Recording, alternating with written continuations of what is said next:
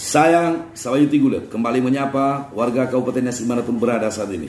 Jauh Kabupaten Nias kita hingga saat ini masih tercatat sebagai daerah tertinggal. Hal itu disebabkan karena selama ini kita kurang fokus menangani persoalan-persoalan pembangunan. Kita kurang fokus menyelesaikan urusan-urusan kerakyatan.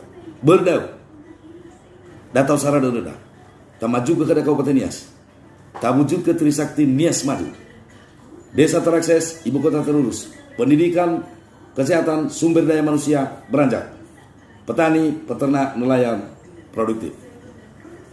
Damai Itapat TPS, baru hari Rabu tanggal siwa bawa sifili 2, bawa mili, bupati dan wakil bupati Nias kita. Ya dau, ya tule gule, arotalase. Coblos nomor urut 01. Saugele Merdeka!